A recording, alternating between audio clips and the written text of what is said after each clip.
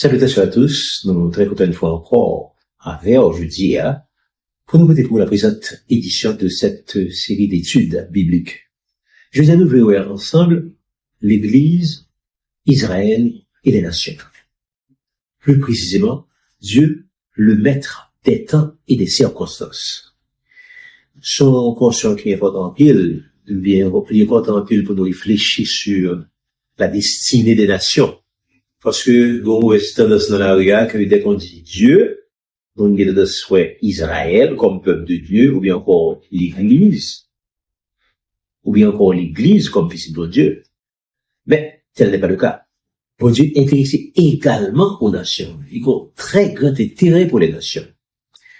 Avant qu'on a développé ça pour vous, avant qu'on a ouvrir ça pour vous, on a invité au pour like, abonner, façon que aider nous, faire, et tu sais, il est plus loin, il pas davantage si le monde, il est en dehors.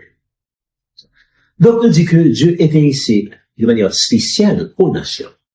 La Bible dit ça. La Bible dit que Dieu a tant aimé le monde, où Dieu aimait les nations, qu'il a donné son Fils unique afin que quiconque croit.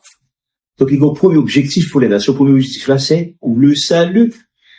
Il voulait sauver les nations, il voulait sauver le monde. Jean 3,16. Mais mon deuxième objectif, mon deuxième raison qui fait que Dieu s'intéresse aux nations, deuxième raison, c'est que il voulait que les nations également engagées dans le travail de Dieu, dans le service pour Dieu, pour le peuple de Dieu, en faveur du peuple de Dieu. Vous savez, dans Matthieu 28, il était disciple comme ça, avant que l'alpha il dit que les disciples comme ça, allez dans toutes les nations, faites des disciples, baptisez-les au nom du Père, du Fils et du Saint-Esprit, apprenez-leur à observer tout ce que je vous ai prescrit. Donc, nation doit rentrer dans le travail là, dans l'œuvre d'évangélisation. Nation doit entrer là-dedans. En réalité, il ne peut pas entrer là-dedans seulement au niveau du Nouveau Testament, depuis l'Ancien Testament. Appel là, t'es toujours là. L'amour, t'es toujours là. L'amour de Dieu pour les nations, t'es toujours là. Pourquoi on voit ça, par exemple, soit aller dans le livre de la Genèse, soit aller dans Genèse 9, par exemple. Genèse 9, c'est côté que, après la sortie de l'arche, côté que Noé descend sur la terre ferme, ensuite il dresse son autel, il bénit notre Dieu, il dit merci, est-ce que Dieu t'est préservé, il libère de 3 minutes. Ensuite, il dit comme ça, et l'Éternel intervient, l'Éternel dit comme ça, l'Éternel bénit Noé, et ses fils. En d'autres termes, l'Éternel bénit Noé, il bénit Sem, il bénit Cam, il bénit Japheth. Parce que pas oublier que Noé était trois petits garçons. Et trois petits garçons, ça c'était d'abord Sem, qui était un noir, Cam, qui était également un noir, et Japheth, qui était un blanc. Bon Dieu bénit tous les trois. Et comme de fait, l'histoire dit que, en fait, gon bagay qui dit que, dès que bon Dieu bénit au monde, wapwel. Dès que bon Dieu maudit au monde, wapwel. On va même mieux parler, wapwel, que bon Dieu bénit, que bon Dieu maudit, wapwel, automatique. Maintenant, les textes là dit, les bon Dieu bénit Sem, les bénit Cam, les bénit Japheth. Ça signifie que tous les trois, bon Dieu les tous les trois, pour le capable de sauver, Dieu bord. Et vous direz tous les trois pour que vous soyez capables de venir servir. Il est vrai que Dieu choisit, lui-même ça c'est choix pas le choix de libérer, il choisit pour commencer avec Sem. Avec Sem particulièrement. Il y a les différentes lignées de Sem, mais une lignée que le prend, c'est la lignée de Abraham, Isaac, Jacob. Donc Dieu commence avec Sem. Mais malheureusement, Sem n'a pas toujours été fidèle. Et là, nous dit Jacob va le changer, non, il va le dire Israël. Israël n'a pas toujours été fidèle. Le moment où il va arriver, Dieu va le châtier, Dieu va habiter la Palestine, et puis il va quitter la Palestine, et puis on connaît qui ça qui va le passer. Les peuples ça, pour arriver dans le point, ou bien il va aller en déportation en Assyrie, ou bien il va aller en déportation en Égypte, en Afrique. Laisse ça, ou pas un certain nombre de monde qui, au début, qu'on a fait travailler saint. Qu'est-ce qu'on a fait travailler saint? Mais c'était les Sémites. À travers Abraham, Isaac, Jacob, à travers David, à travers Salomon. Ouais, tout le travail qu'il était fait en Israël, il était bâti de temple, il était commencé à faire un travail extraordinaire pour répandre la notion du Dieu vivant à travers les nations.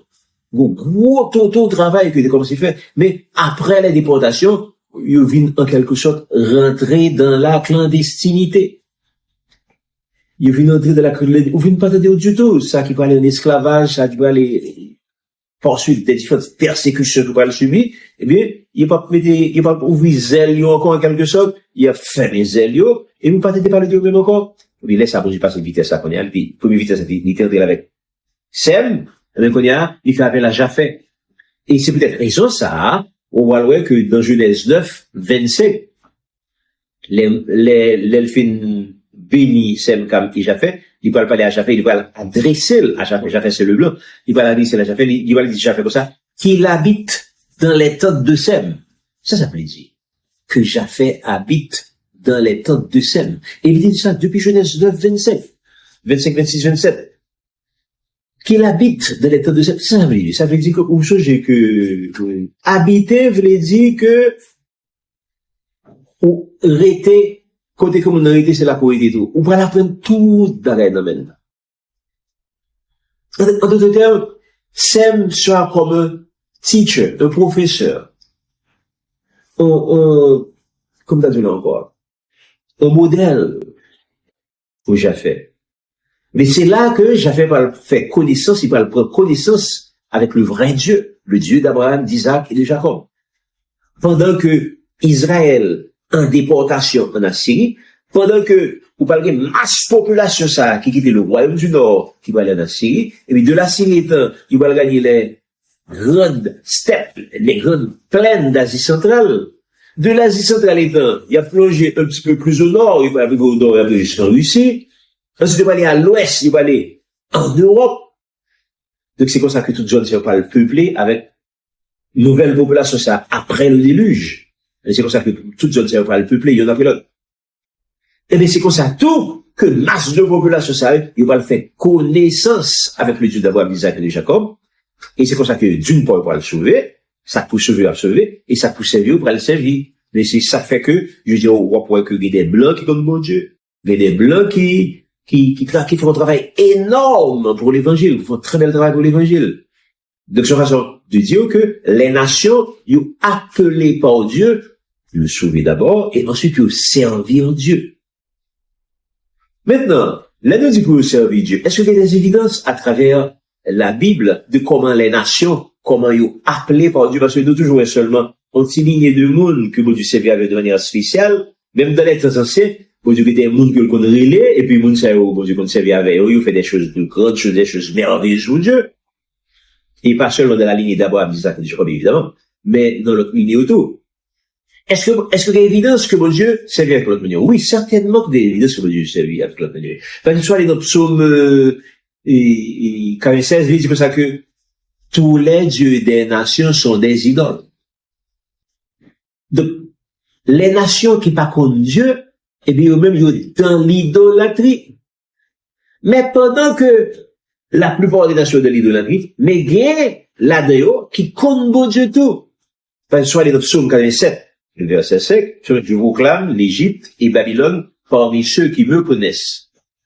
Ça veut dire, pour y être Dieu, dans le contexte de la Bible, sont gros causés. La Bible dit que l'Égypte compte bon Dieu, la Bible dit Babylone, comme évidemment, on a parlé de l'Égypte de certains temps, de Babylone de certains temps, on ne peut pas parler de l'Égypte de toujours, on ne peut pas parler de Babylone de toujours. Donc, si le peuple bon Dieu a vraiment qui est contrôlé de l'idolâtrie, a plus forte raison pour les nations.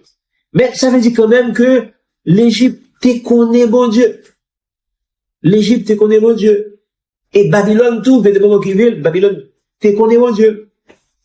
Il y en a, Barak, dit, parce que les égyptologues, ils disent comme ça que, en Égypte, ils ont été la notion du Dieu unique. Alors que l'autre nation, dans le polythéisme, il y a plusieurs dieux, et bien, Égypte, bon, qui est arrivé, il y a un seul Dieu que le connaît, c'est le vrai Dieu. C'est même là pour Babylone tout, Babylone, t'es commencé avec le vrai Dieu. Babylone avec Nimrod. Vous jugez Nimrod? Nimrod, c'est un Babylonien. En fait, c'est le premier des Babyloniens, c'est Nimrod. Vous savez que la Bible dit comme ça que Nimrod, il était fait mon Dieu plaisir. Nimrod était commencé à devenir grand devant Dieu, la machine devant Dieu. Donc, à partir de Nimrod, donc la connaissance de Dieu, qu'on y a commencé à entrer non seulement sur Babylone, l'empire babylonien, mais également sur l'Égypte. Mais elle pas été là seulement. Là, nous dit comme ça que Dieu s'intéresse aux nations. Nous venons pour exemple un peu partout. Nous commençons par l'Égypte. Vous savez l'Égypte? Comment est arrivé? Pharaon, ça c'était peut-être vers la fin de l'Empire égyptien. Pharaon, t'es font rêve. Il ouais, cette vache maigre, cette vache grasse. Et puis, il devait dire ça, ça va le problème, il va foutre qu'on, et finalement, chercher. Il y a eu un homme, un Israélite, qui proposait tête lui, enfin, ou du moins, ce que mené, Bali, pour le capable d'interpréter, c'était qui? C'était Joseph. Donc, sans ça, cette vache maigre, et cette vache grasse, qui monde qui était réussi à interpréter pour Pharaon, mais c'était Joseph. Et bien, c'est là qu'on voit que Pharaon était tellement content de l'interprétation de Joseph Balia, mais qu'il était élevé Joseph. Il était fait de lui-même au premier ministre en Égypte. Donc, nous connaissons cette histoire-là, nous avons majorité de ce livre. Même là, pour Babylone, tout, Babylone, un petit peu ça, c'est vers à peu près le 6e siècle avant Jésus-Christ. Babylone lui-même, le roi de Babylone, il va le faire rêve tout. La pensée à l'avenir des nations, la pensée à l'avenir du monde, ça va le problème. Par contre, comment, il va aller pour pays par là. Donc, ça va le problème, finalement. Pour Dieu qui étudie, pour Dieu ballon rêve. Pour Dieu ballon révélation, en quelque sorte. Malchance pas, les réveiller, l'oublier révélation, l'oublier rêve là. Li voulait changer tout devait, tout divin, tout clapator, tout massologe, tout rosicrucé. Il voulait toute catégorie celle qui en Égypte était supposé capable d'aider le problème qu'il gagne. Personne pas réussi d'aider. Personne pas réussi d'aider. Et finalement, c'est l'autre Israélite qui va le venir, qui va l'aider, qui va dire que ça bon petit temps, juste pour qu'on prier. Et puis, il a fini, après 2 ou 3 jours, m'a venu, m'a protéger d'abord. Je suis trop content, et puis, je me suis dit, ok, on va aller. C'est qui a sacré d'elle, c'était Daniel. Les Daniel a retourné à le joindre, Daniel dit, mais qui rêve où t'es fait? Où t'es gardé, où t'es ouais, de la plaine de Noah, où t'es aux grandes statues. Tête statue à terre en or, partie de terre en argent, faut de terre en airain, puis où t'es en partie de fer, en partie d'argile. Où t'es gardé, les finons, bon, ti, qui sorti, côté le sorti, frappé, statue au niveau de talon, les statues avaient crasé, vient tourner poudre, et poudre, là, vient tourner montagne qui remplit toute la terre. Il regardait ça, dit, waouh, voilà, rêve là.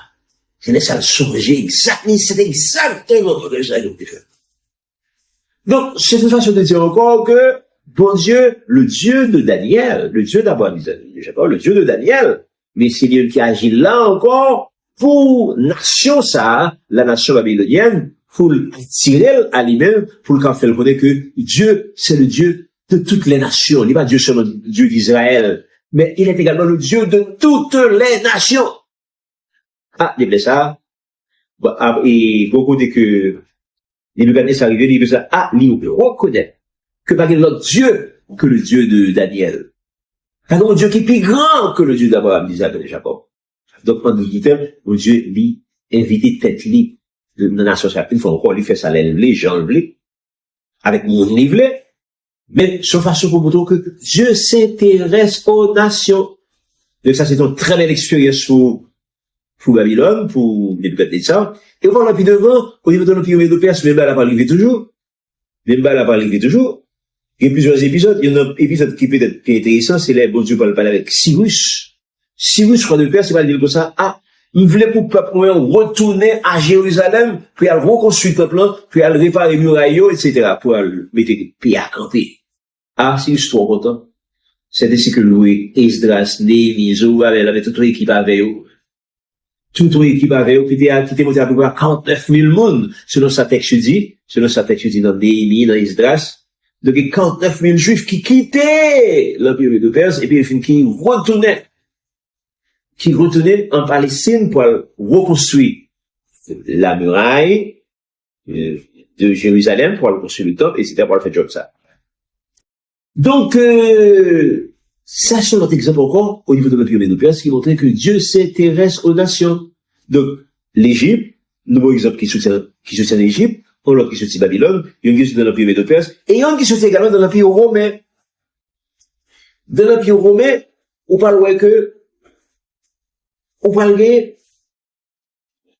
les Jésus pas le venir, Jésus pas l'aller, on parle de persécution qui va le tenir sur les chrétiens, et qui va le sortir pour stopper persécution ça, c'est l'empereur Constantin le Grand. 3e siècle, 4e siècle, après Jésus-Christ.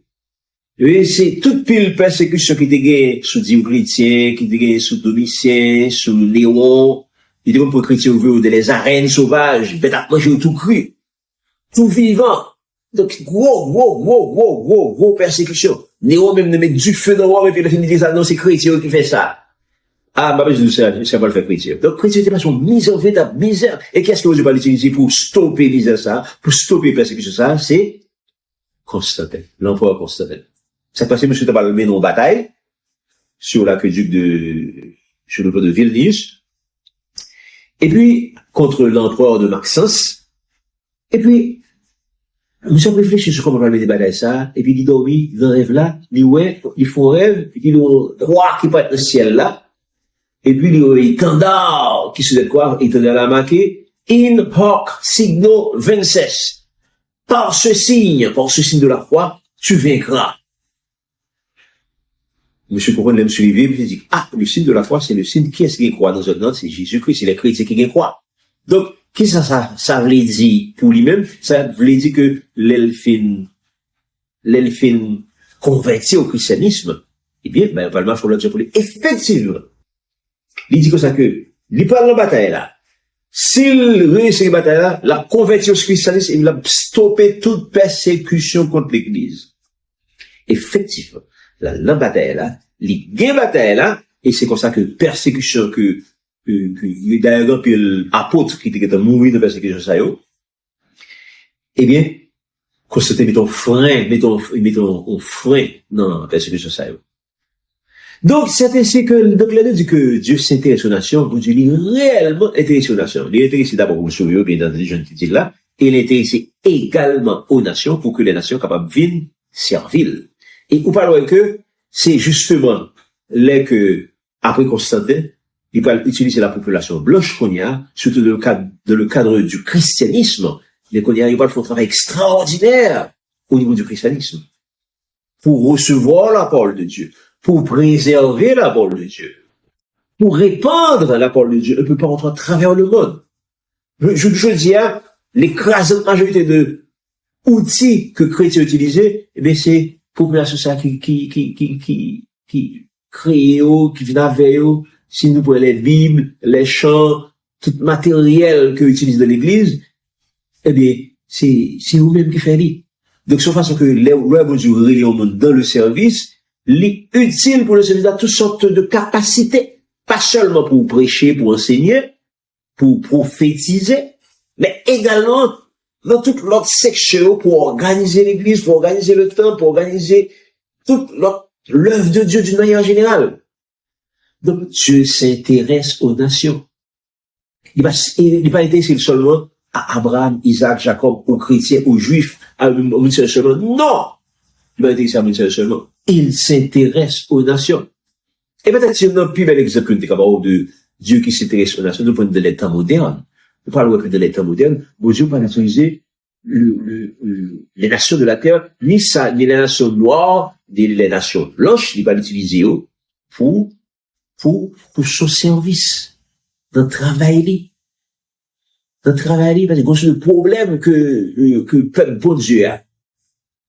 Si nous, par exemple, de peuple bon Dieu a, qui était à la déportation, il était quitté Israël, là, en déportation d'abord en Égypte, de l'Égypte étant, là, il est en déportation en Afrique, de l'Afrique étant, il va traverser en Amérique, sur des bateaux.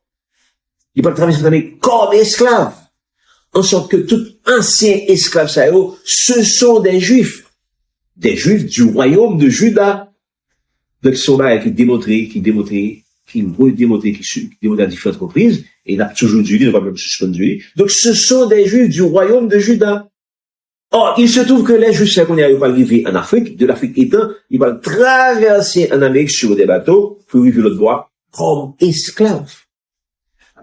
C'est ainsi que les Haïtiens, ils vont arriver en Haïti, comme esclaves. Donc, les Haïtiens, d'une manière générale, l'écrasante majorité des Noirs qui en Amérique,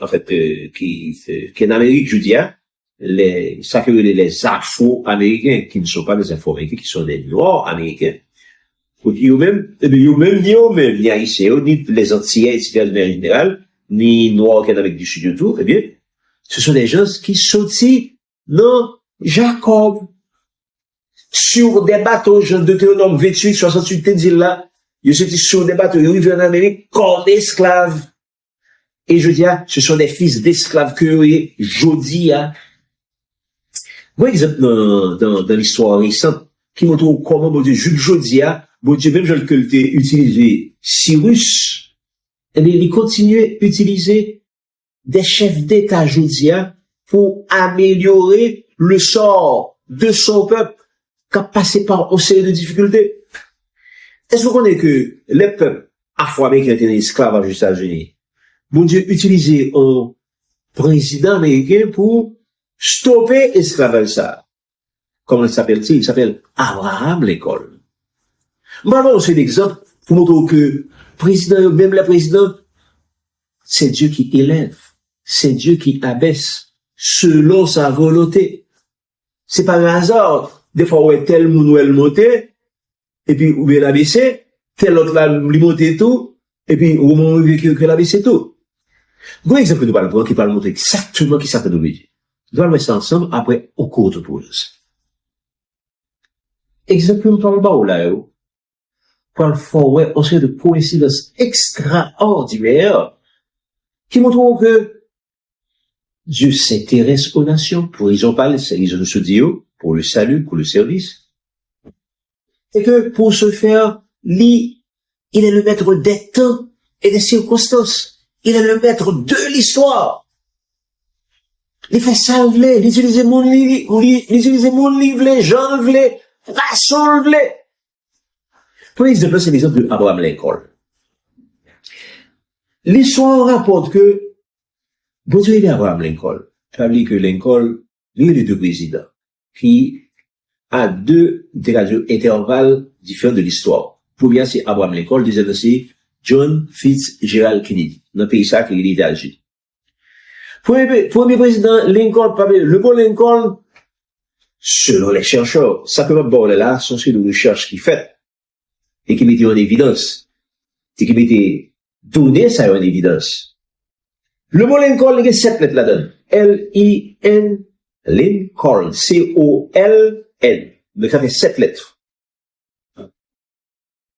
Et de même, le mot Kennedy, il y a 7 lettres là-dedans. K-E-N-N-E-D-Y.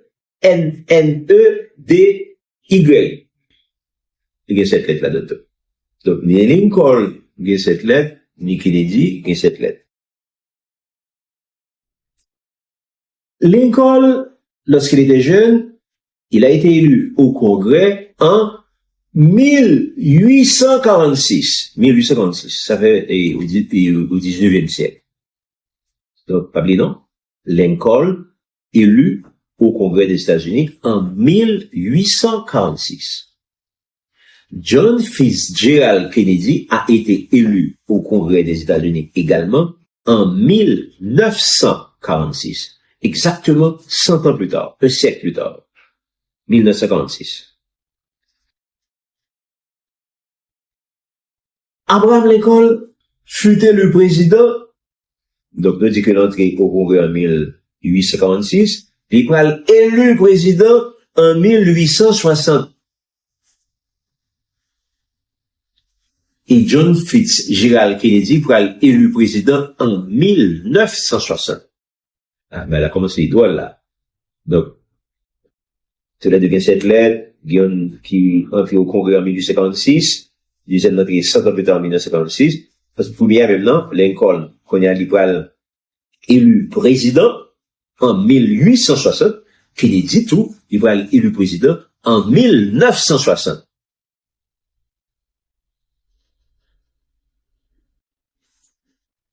Maintenant, évidemment, personne pas éternel.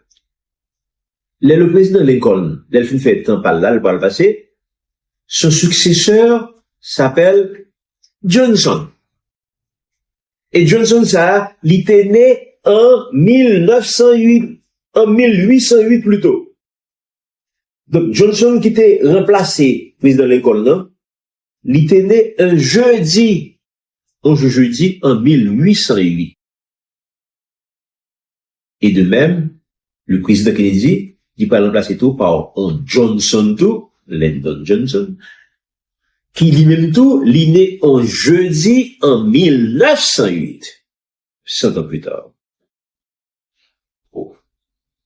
Donc, ni ça qui a remplacé Lincoln là, il est né en jeudi en 1808, ni ça qui a remplacé Kennedy, il est né en jeudi en 1808, tous les deux, il est Johnson. Est-ce que c'est un hasard? Calcul de probabilité, pas d'accord. Que c'est hasard. Non. Là, nous qui hasard, des net là.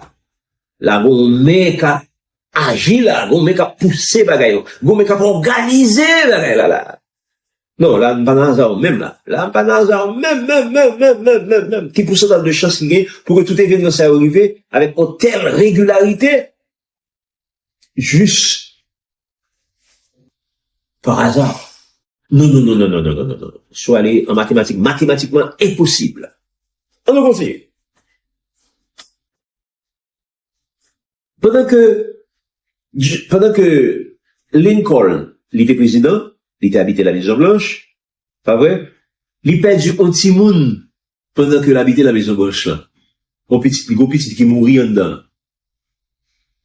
Kennedy tout, il va habiter la Maison Blanche. Il va le perdre un petit monde tout pendant qu'il habitait la Maison Blanche.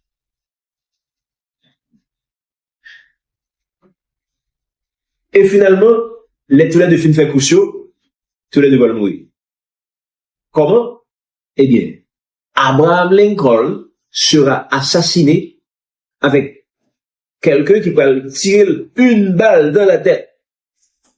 John Fitzgerald Kennedy, lui-même tout, il va assassiner tout. Par un monde qui va le tirer tout, une balle dans la tête. Donc, même destin tragique.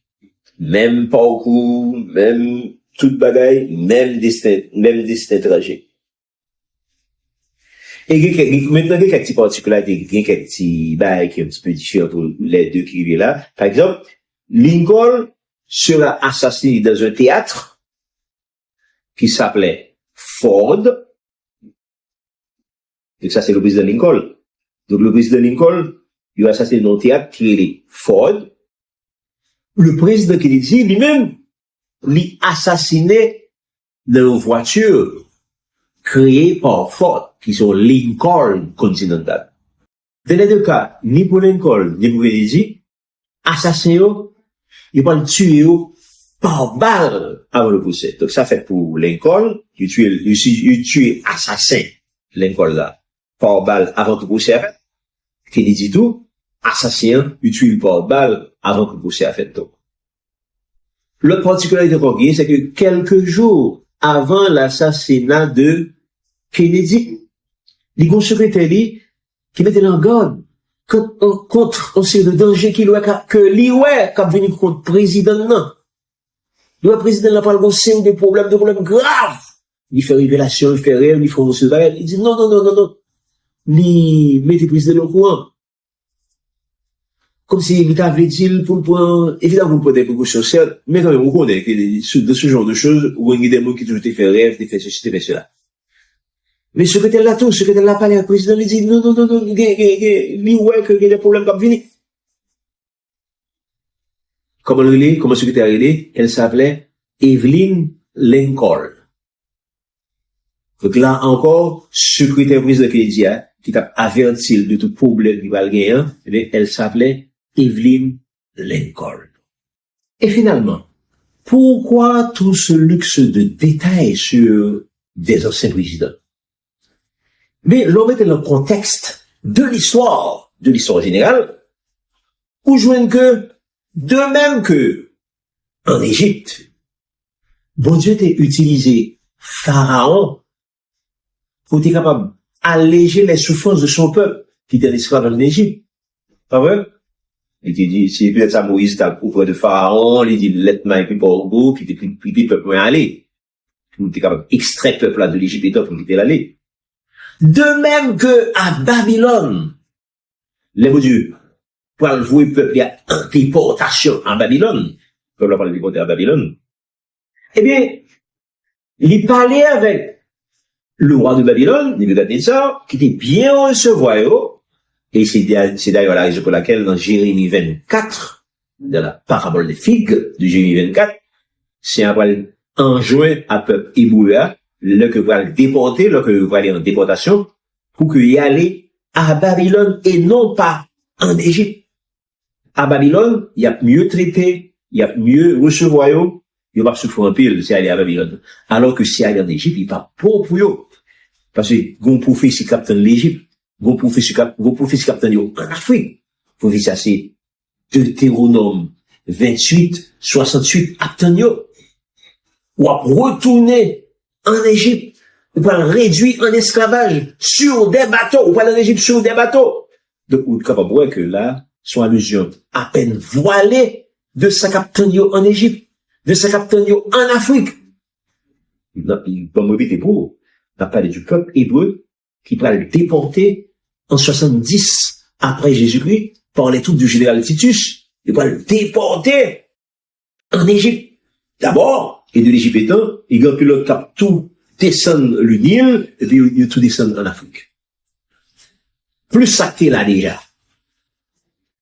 Donc, on va comprendre que les saints qui guettent, prévoient tout ça qui peut le passer, les adresser au peuple de Dieu, par l'intermédiaire de Jérémie, de Isaïe, de tous les prophètes, de Joël, tous les petits prophètes, les grands prophètes, et avec les dit que ça que, mais ça parle de, mais ça capte mais ça capte. Et dans Jérémie 24, encore une fois, dans Jérémie 24, les dit, pas aller en Égypte, aller à Babylone. Pourquoi ça dit ça? C'est parce que, c'est même comme un petit pauvre, qui va le voyager, qui va dans le pays étranger. Avant dans le pays étranger, il dit que ça, mais qui compte pour descendre, lui? À descendre, Kai est-elle? Pas descendre là, non? C'est là pour descendre. On est dans des pistes pour là, ça. Mais Dieu fait exactement la même chose. Dans Jérémie 24, il dit, peuple pour ça, pas aller en Égypte. Parce que nous pas le déporter, peuple pas le Babylone pas l'envahir, nous pas le déporter, mais, pendant que nous couru, pas couru pour aller réfugier ni en Égypte, ni en Afrique. Fait ça de préférence à Babylone. Ça fait que nous qui déportés à Babylone, nous qui déportés en Assyrie, on a parlé du peuple du Nord, et bien, ils font belle deal. Ils font belle deal parce que bien recevoir, ils pas souffrir autant que monde qui était déporté en Afrique. Parce que monde qui était déporté en Afrique, ça qui va arriver, les monde ça, ils sont découverts dans un premier temps par des historiens musulmans, par des historiens arabo-musulmans. Parce que ça, c'est après la mort de Mahomet, après la mort de Mahomet, pour les voyages missionnaires de musulmans en Afrique.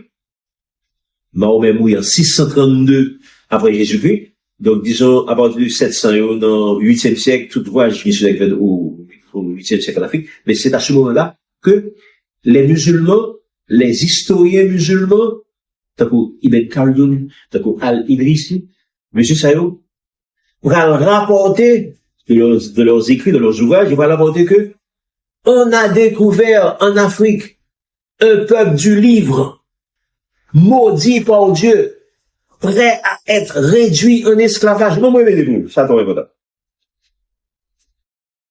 Les intellectuels musulmans, les historiens musulmans, Ibn Khaldun, que vous considérez comme le cœur de la sociologie moderne, Ibn Khaldun, Al-Idrisi, monsieur Sayo écrit que on a découvert en Afrique subsaharienne, un peuple du livre. Peuple du livre en anglais, des bookmen. Bookmen, t'as duty bookmen. De regretter mémoire. Nous connaissons duty bookmen très bien. Wakaïman, pas vrai?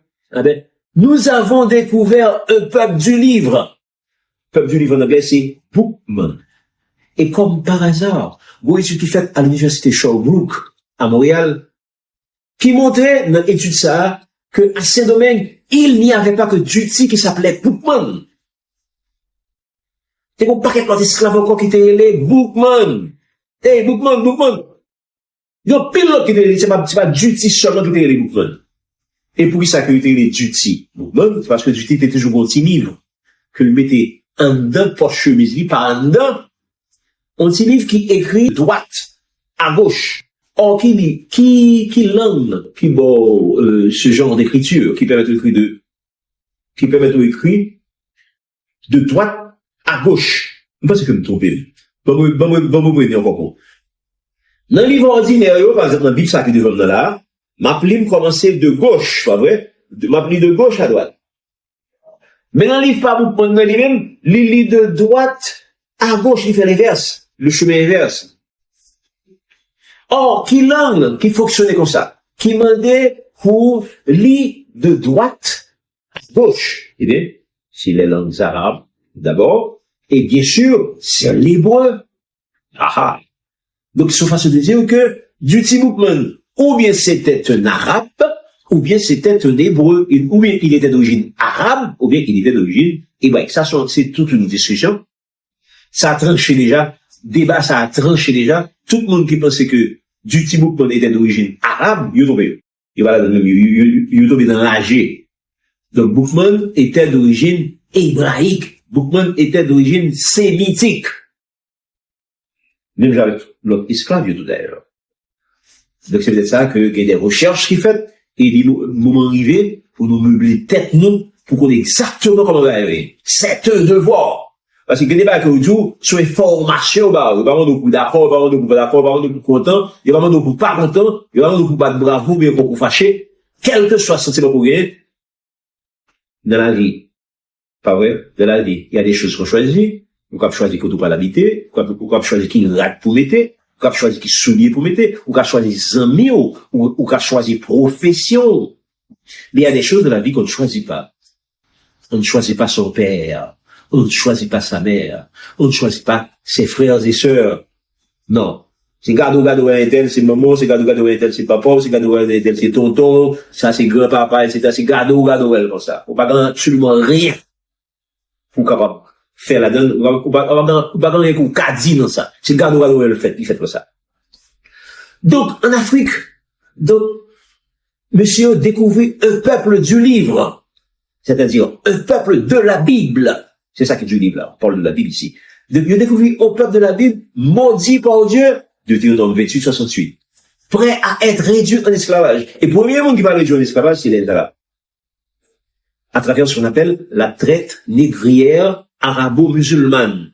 Donc, c'est le premier monde qui réduit le noir en esclavage, c'est les Arabes. Et ensuite, les Africains eux-mêmes, Africains eux-mêmes qui réduisent en esclavage tout, c'est à travers ce qu'on appelle la traite négrière africaine. Et finalement, nous qui va réduire en esclavage encore, c'est les Occidentaux, les Européens, à travers ce qu'on appelle classiquement la traite négrière transatlantique.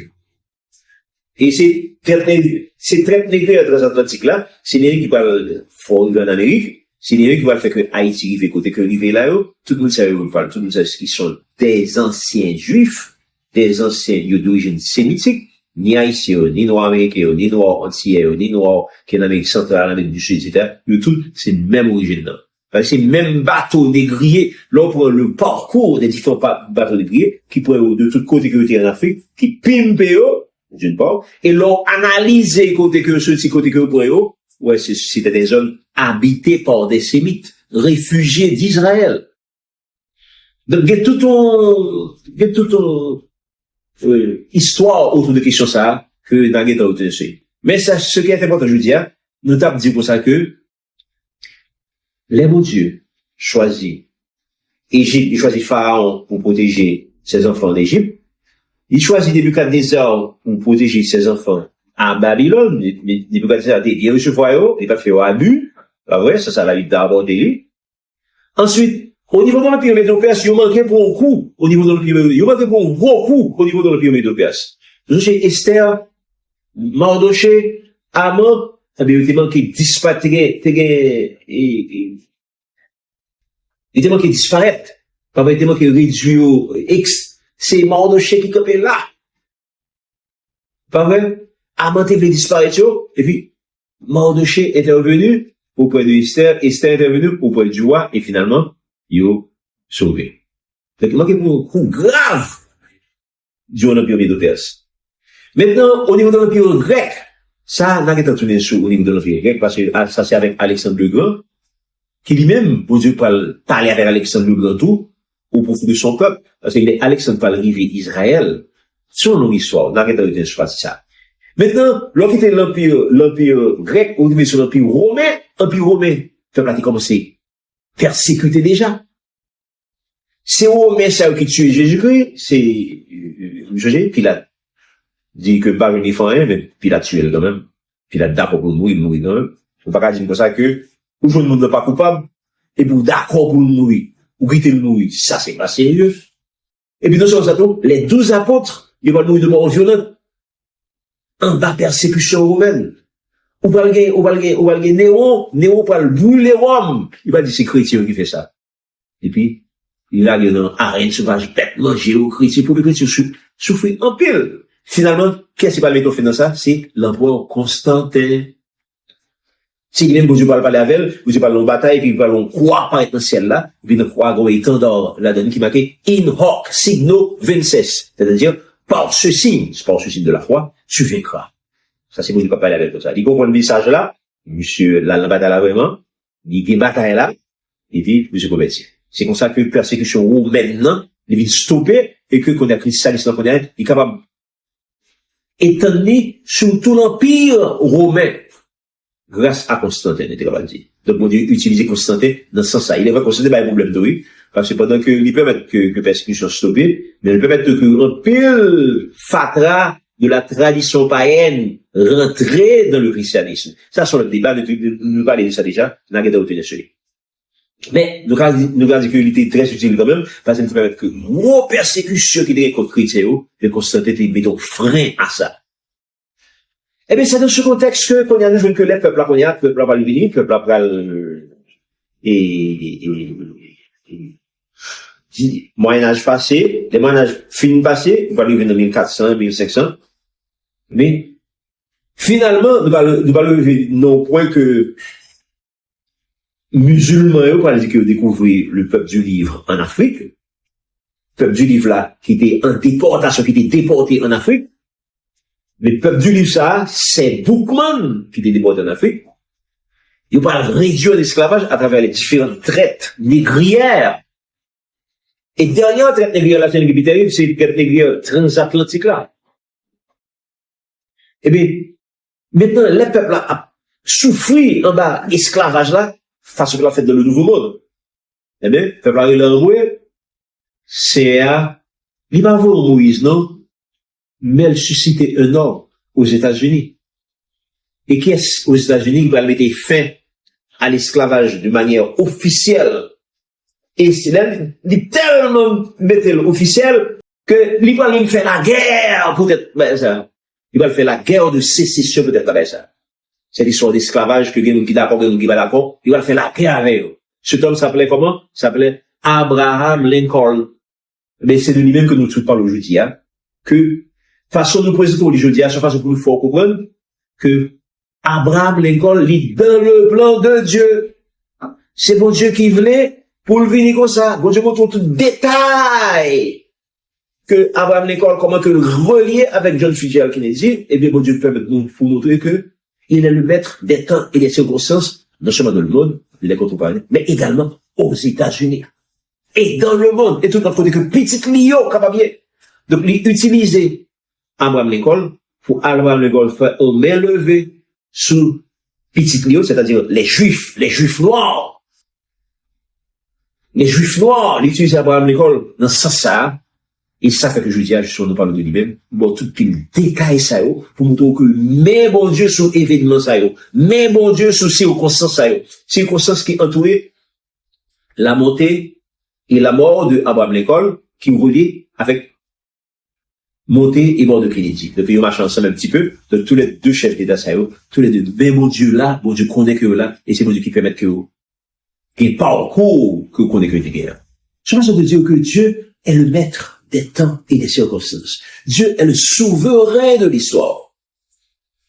Et là, qui fait que Dieu est le souverain de l'histoire, il n'est pas seulement de son peuple, du peuple élu, de nous qui connaissons, du peuple juif, du peuple des chrétiens. Non. C'est pas de mon Dieu seulement.